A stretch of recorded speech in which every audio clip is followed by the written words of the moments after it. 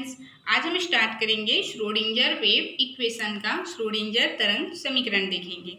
तो तरंग समीकरण देख रहे हैं, इससे पहले ये जान लेते हैं कि श्रोडिंगर तरंग समीकरण आखिर है क्या। ये जो वेव इक्वेशन है ये है क्या और ये आया क्यों।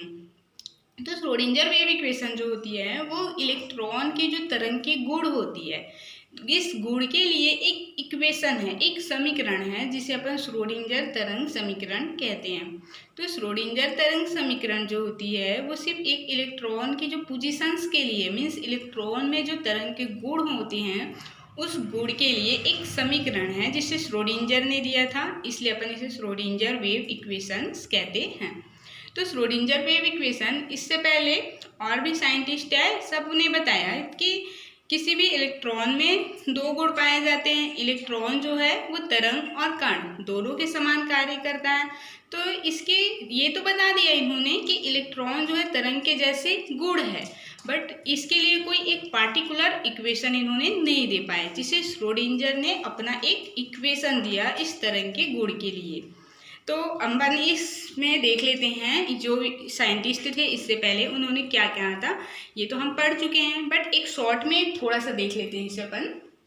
सबसे पहले आए थे बोर्स एटॉमिक मॉडल, जहाँ पे बोर ने बताया था कि एक एटम्स ले लिए अपन, इस एटम्स के सेंटर में होता है न्यूक्लियस होता है, इसके चारों ओर इलेक्ट्रॉन जो होते हैं अपनी ही ऑर्बिट में अपनी कक्ष में इलेक्ट्रॉन जो होते हैं वो मूव करते रहते हैं।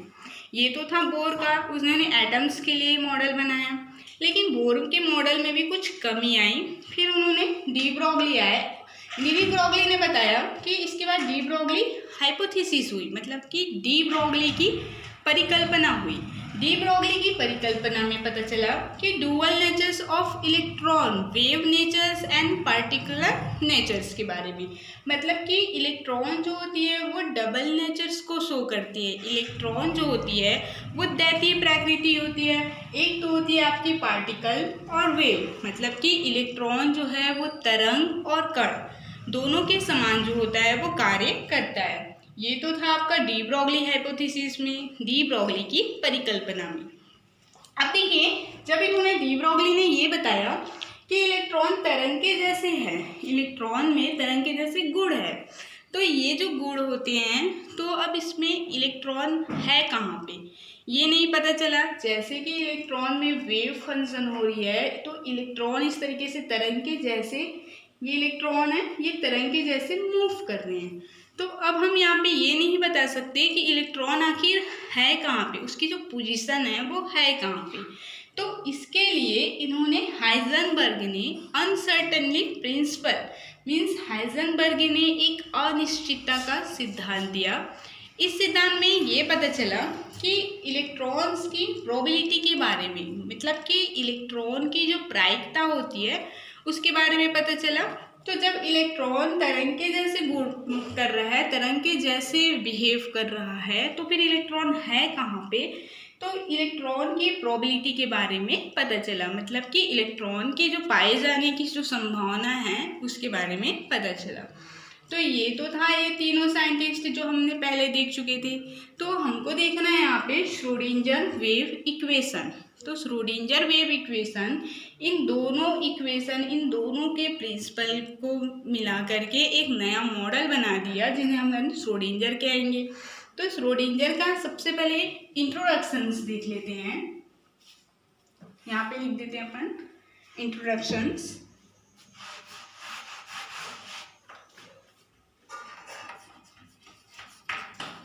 इंट्रोडक्शंस अगर अपन देखें श्रोडिंगर वेव इक्वेशन में, फर्स्ट में देखेंगे इंट्रोडक्शन। जब आपको पूछा जाए श्रोडिंगर वेव इक्वेशन तो फर्स्ट इंट्रोडक्शन देखेंगे।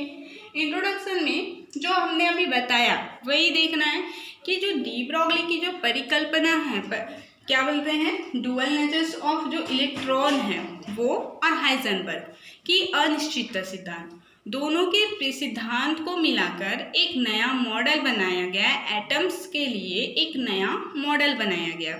ये जो मॉडल होते हैं इसके क्वांटम मैकेनिकल मॉडल कहते हैं। ये मॉडल जो है वो 1920 के आसपास ही प्रस्तावित किया गया। इस मॉडल में कहा गया कि जो इलेक्ट्रॉन होते हैं वो किसी एक कक्ष में ना हो करके कहीं पे भी पाए जाने की प्रोबेबिलिटी मीन्स इलेक्ट्रॉन की जो प्रायिकता होती है उस पर इन्होंने बल दिया। तो इंट्रोडक्शन में यही लिखेंगे जो अभी हमने पहले बताया कि डी ब्रोगली की परिकल्पना और हाइजेनबर्ग के अनिश्चित सिद्धांत दोनों को मिला करके इस दोनों के सिद्धांत के आधार पर एटम्स के लिए, परमाणु के लिए एक नया मॉडल बनाया गया जिसे क्वांटम मैकेनिकल मॉडल कहते हैं। इस मॉडल में बताया चला कि इलेक्ट्रॉन जो होती है वो किसी कक्ष में ना हो करके कहीं पे भी पार्टिकल, मतलब कि इलेक्ट्रॉन बोल रहे हैं तो एक फिक्स नहीं है कि वो अपने ऑर्बिट पे ही होगा। तो इलेक्ट्रॉन जो होती है वो किसी एक कक्ष में ना हो करके उसके कहीं पे भी पाए जाने की प्रायिकता पर इन्होंने बल दिया। ये तो था इसका इंट्रोडक्शन। इसके लिए इन्हें नोबेल प्राइज भी मिला गया श्रोडिंगर को। अब इसकी अपन देख लेते हैं डेफिनेशन। अगर देखें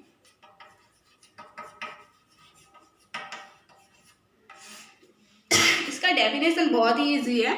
इसमें बताया गया डेफिनेशंस में जो एटम्स हैं मीन्स जो परमाणु हैं, अब परमाणु में नाभिक है तो इसके चारों ओर जो इलेक्ट्रॉन पाए जाते हैं, इलेक्ट्रॉन की जो प्रायिकता होती है उसकी परिकलन के लिए, तरंग के गुणों के लिए एक समीकरण दिया गया जिसे श्रोडिंगर वेव समीकरण या श्रोडिंगर तरंग समीकरण कहते हैं। हमने पहले ही बताया कि श्रोडिंगर समीकरण मीन्स क्या बोल रहे हैं कि इलेक्ट्रॉन के जो तरंग के गुण है उसके लिए एक समीकरण है जिसे हम श्रोडिंगर तरंग समीकरण कहते हैं। तो अगर डेफिनेशन के रूप में देखें तो परमाणु के अंदर एक नाभिक है, एटम्स में एक न्यूक्लियस है, उसके चारों ओर इलेक्ट्रॉन की जो पाए जाने की जो प्रायिकता होती है उसकी परिकलन के लिए तरंग के गुण जो होते हैं उसके लिए एक समीकरण दिया गया जिसे श्रोडिंगर वेव इक्वेशन या फिर श्रोडिंगर तरंग समीकरण कहते हैं। ये तो था आपका इसका इंट्रोडक्शन और डेफिनेशन। अब इसकी डेरिवेशन देखते हैं, मीन्स श्रोडिंगर जो समीकरण है उसकी व्युत्पत्ति देखते हैं। तो इसे अपन क्लियर कर देते हैं।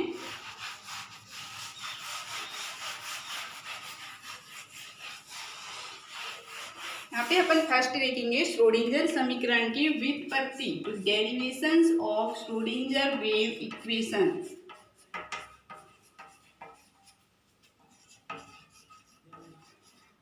श्रोडिंगर वेव इक्वेशन, श्रोडिंगर समीकरण की व्युत्पत्ति मीन्स श्रोडिंगर जो समीकरण है वह उसकी व्युत्पत्ति। इससे पहले इन्होंने डेफिनेशन में हमने देखा कि बताया कि श्रोडिंगर तरंग के लिए जो समीकरण है, तरंग के लिए जो समीकरण है वो होते हैं तरंग के गुण के समीकरण के लिए जो इक्वेशन है वो आपका श्रोडिंगर वेव इक्वेशन, जहाँ पे श्रोडिंगर वेव इक्वेशन इस तरीके से होता है d square sign upon d x square plus d square sine 1d y square plus del square sign upon del z square plus 8 pi square m upon h square e minus v sine equal 0। ये होता है Schrodinger wave equation. किसी भी electron की तरंग के गुण के लिए समीकरण ही श्रोडिंगर समीकरण कहलाता है। तो ये उसकी श्रोडिंगर की समीकरण है, जहाँ पे ये जो x, y और z है, x, y, z ये तीनों जो होते हैं एक कोऑर्डिनेट है, स्पेस कोऑर्डिनेट्स है, मीन्स निर्देशांक होते हैं। यहाँ पे हमने लिखा है m जो होती है वो इलेक्ट्रॉन का मास होगा, h ये तो आपको पता ही है, h मीन्स प्लैंक कांस्टेंट लिया गया है, e जो होती है उसकी एनर्जी होगी और v जो होती है पोटेंशियल एनर्जी होती है, साइन जो होती है ये वेव फंक्शन होती है। तो आप लोग इसको लिख लीजिएगा, एक्स वाई जेड एक निर्देशांक है, कोऑर्डिनेट है, एम जो होती है इलेक्ट्रॉन का मास होता है, एच प्लैंक कांस्टेंट, ई जो होती है उसकी टोटल एनर्जी होती है, यहाँ पे हमने वी लिखा है, वी पोटेंशियल एनर्जी और साई जो होती है ये वेव फंक्शन होती है। ये तो एक इक्वेशन दिया गया। अब इस इक्वेशन की व्युत्पत्ति देखेंगे, मीन्स ये जो इक्वेशन है वो आया कैसे। तो अपन देख रहे हैं derivations of Schrodinger wave equation, Schrodinger की व्युत्पत्ति। तो इसकी जो टोटल एनर्जी होती है E इक्वल होती है potential energy plus kinetic energy, ये होती है kinetic energy plus potential energy. ये टोटल एनर्जी की बात कर रहे हैं अपन। काइनेटिक एनर्जी जिसे अपन बोलते हैं गतिज ऊर्जा बोलते हैं, इसको इस तरीके से लिख देते हैं गतिज ऊर्जा। पोटेंशियल एनर्जी बोल रहे हैं मीन्स स्थितिज ऊर्जा। तो कि श्रोडिंगर वेव इक्वेशन को देख रहे हैं तो इसकी टोटल एनर्जी के इक्वल में होती है kinetic energy plus potential energy. तो ये जो गतिज ऊर्जा है काइनेटिक एनर्जी है, इसको अपन इस तरीके से भी लिख सकते हैं, half mv² plus potential energy है, इसको v लिख दें तो ये हो जाएगा आपका इक्वेशन नंबर फर्स्ट। जहाँ पे ये जो m लिखे हैं, ये m जो होती है ये मास ऑफ ऑब्जेक्ट होती है, मीन्स इलेक्ट्रॉन की मास होती है। और यहाँ पे जो अपन v लिखे हैं ये होती है स्पीड ऑफ ऑब्जेक्ट। अब इस गतिज ऊर्जा को इस तरीके से भी लिख सकते हैं, ये जो अपन गतिज ऊर्जा लिखे हैं हाफ mv², इसको अगर इस तरीके से लिख दे हाफ m इंटू mv², इसके अपॉन में m। यहाँ पे देखिए ये m और ये m अगर दोनों को कैंसिल कर दिया जाए तो बचेगा क्या आपका हाफ mv² ही बचेगा, तो सेम ही है। तो अपन इसको इस तरीके से लिख दे या फिर इसको इस तरीके से भी लिख दे, ये हो जाएगा हाफ 2 बार m है आपका, तो ये हो जाएगा m और v होल स्क्वायर हो जाएगा, इसके अपॉन में लिख देंगे m। अब इसको फिर से अगर लिखे अपन हाफ mv² इक्वल, यहाँ पे देखिए ये 2 है तो 2 को अपन नीचे ले आए तो यहाँ पे क्या बच गया आपका mv², इसके अपॉन में लिखिए 2 नीचे आ गया तो ये हो गया हमें 2m। ये हो जाएगा इक्वेशन नंबर सेकंड। यहाँ तक के क्लियर हो गया इक्वेशन नंबर सेकंड तक के। अब देखिए ये जो mv लिखे हैं, mv के मान को हमने डी ब्रोगली समीकरण में देखा था। डी ब्रोगली इक्वेशन में क्या देखा था कि mv के बराबर होती है h/λ। तो यहाँ पे लिख दे mv इसके इक्वल में होती है h/λ according to de Broglie. इसको लिख दे अकॉर्डिंग टू डी ब्रोगली।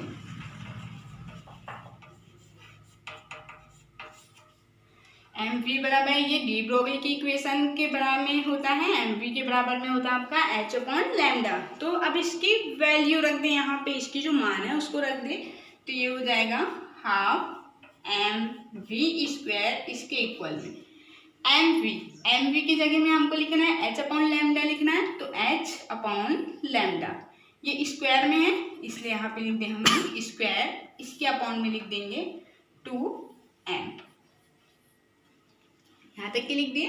अब देखिए ये जो लैम्डा है ये नीचे है तो इसको अपन इस तरीके से नीचे लिख सकते हैं, तो ये हो जाएगा हाफ mv² इक्वल h², इसके अपॉन में लैम्डा नीचे ले आएंगे तो 2λ²m। ये हो जाएगा इक्वेशन नंबर थर्ड। यहाँ तक कि हमें मिल गया इक्वेशन नंबर थर्ड। ये जो इक्वेशन नंबर थर्ड में हमें मिला है हाफ mv², इसकी जो वैल्यू को इक्वेशन नंबर फर्स्ट में रख दें। यहाँ तक कि आप लोग नोट कर लीजिए। अब इसे क्लियर कर देते हैं।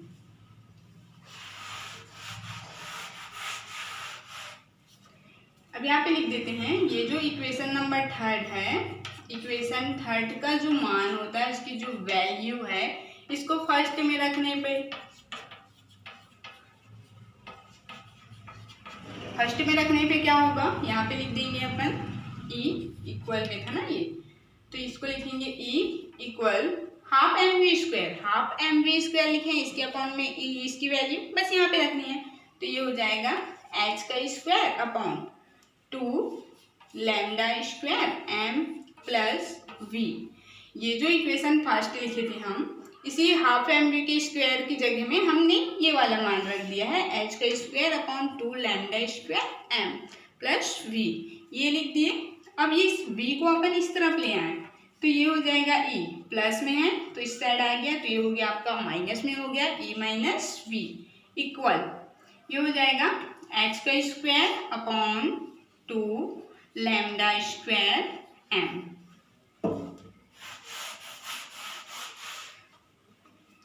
टू लैम्डा स्क्वायर m लिख दिया हमने। अब यहाँ पे देखिए इसे अपन दे देते हैं इक्वेशन नंबर 4। इक्वेशन नंबर 4 दे दिए। हमें लैम्डा का वैल्यू निकालना है, लैम्डा स्क्वायर का, तो इसको इधर ले आए तो ये हो जाएगा लैम्डा स्क्वायर इक्वल, ये क्या बच गया, जो बच गया अपन उसी को ही लिख देंगे। तो ये बच गया h का स्क्वायर, यहाँ पे से 2m बच गया क्योंकि लैम्डा तो इस साइड आ गया, तो बच गया 2m। e माइनस वी इस साइड आ जाएंगे तो ये हो जाएंगे e माइनस वी। ये हो जाएगा आपका इक्वेशन नंबर 5। अब देखिए इक्वेशन नंबर 5 में हमने लैम्डा स्क्वायर की वैल्यू निकाल दी है। अब हम जानते हैं कि कोई भी इलेक्ट्रॉन जो होती है जो तरंग की गति से घूमता है, तो जब तरंग की गति से घूमता है तो इसके एक्स दिशा के लिए जो समीकरण होगा उसको इस तरीके से लिख सकते हैं। एक्स दिशा मीन्स हमने बताया कि इलेक्ट्रॉन जो है वो 3 डायमेंशियल स्पेस में घूमता है, एक्स वाई जेड। तो जब इलेक्ट्रॉन एक्स दिशा में घूम रहा है मीन्स इलेक्ट्रॉन अगर इस तरीके से मूव कर रहा है एक्स दिशा में, तो इसके लिए जो इक्वेशन होती है वही इक्वेशन को लिख देंगे अपन यहाँ पे। इसे साफ कर देते हैं।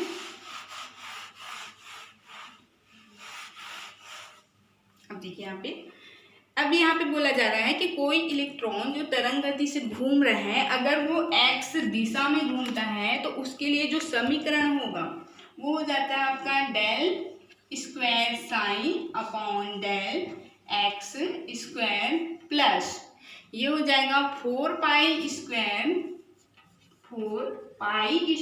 साइन, इसके अपॉन में लिख देंगे अपन लैम्डा स्क्वायर। इसे दे देते हैं अपन इक्वेशन नंबर 6 दे दे, इसके इक्वल में 0। ये हो गया आपका इक्वेशन नंबर 6। अब यहाँ पे देखिए ये जो लैम्डा की वैल्यू मिली है हमें, 5 की जो वैल्यू मिली है, इसको हम इक्वेशन नंबर 6 में रख दें तो इस समीकरण 5 का जो मान होता है इसको इस समीकरण 6 में रखने पर 6 में रख देंगे, इक्वेशन नंबर 6 में रखेंगे तो क्या मिलेगा हमें, इसको लिख देते हैं। पहले तो इक्वेशन नंबर 6 को लिखे डेल स्क्वायर साइन, ये हो जाएगा del x square plus 8 pi square sine, sorry यहाँ पे 4 लिखे हैं तो ये हो जाएगा 4 पाई स्क्वायर साइन लिखा हमने। अब इसके बच्चे में देखिए ये जो लैम्डा की वैल्यू है, लैम्डा स्क्वायर की वैल्यू इसे लिखेंगे तो ये ऊपर वाला नीचे, नीचे वाला ऊपर लिख दिए तो ये हो जाएगा आपका 2m लिखे हुए हैं तो इसी को लिखेंगे अपन 2m। ऊपर h स्क्वायर है तो ये आ जाएगा आपका नीचे h स्क्वायर आ जाएगा, यहाँ पे आ जाएगा e माइनस v इक्वल 0। बस 5 में जो लैम्डा स्क्वायर की वैल्यू थी इसको अपन यहाँ पे रख दिए हैं, 6 में रख दिए हैं।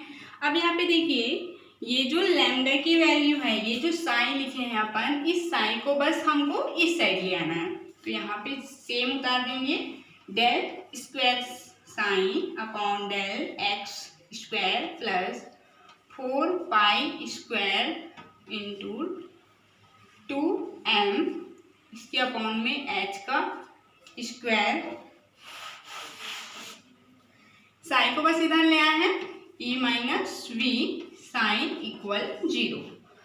इस इक्वेशन में कुछ भी नहीं किया अपन, यहाँ पे जो साइन था उसको यहाँ पे लिख दिए हैं तो ये अपन लिख दिए, इक्वेशन लिख दिए लास्ट में।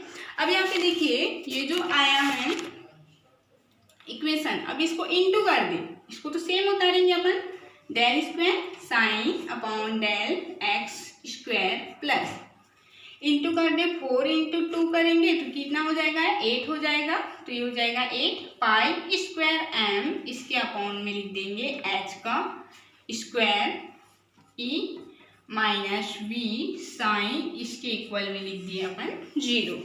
यहाँ तक की तो हमें मिल गई इक्वेशन नंबर, इसे 6 लिखे थे, इसको दे देते हैं अपन इक्वेशन नंबर 7 दे देते हैं।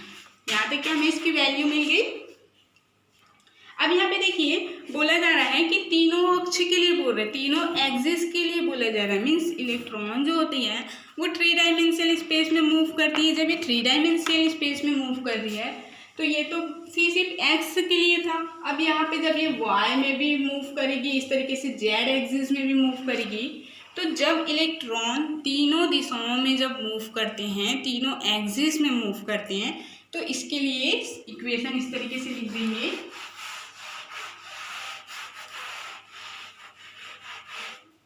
इसे लिख दे, जब तीनों अक्ष के लिए मीन्स एक्स वाई और जेड तीनों एक्सिस के लिए जब इलेक्ट्रॉन जब मूव करते हैं तो इनके लिए इक्वेशन लिखा जाएगा। ये तो सिर्फ एक्स के लिए ही था क्योंकि हमने यहाँ पे एक्स लिखा है, तो ये हो जाएगा आपका del square sign upon del x square plus y के लिए भी बोल रहे हैं तो ये हो जाएगा del square sign upon del y square plus z के लिए है तो del square sign upon del z square plus जो है इसी इक्वेशन को ही लिख रहे हैं अपन। सिर्फ ये एक्स के लिए था तो हमने वाई जेड तीनों के लिए ही देखना है तो हमने लिख दिया वाई के लिए भी जेड के लिए भी प्लस ये जो इक्वेशन है सेम इसी को लिख देंगे हम। तो ये हो जाएगा 8 पाई का स्क्वायर एम, इसके अपॉन में लिख देंगे h square e minus v sine equal 0। ये जो इक्वेशन है हमने पहले ही बताया था कि श्रोडिंगर के लिए वेव इक्वेशन बताए थे।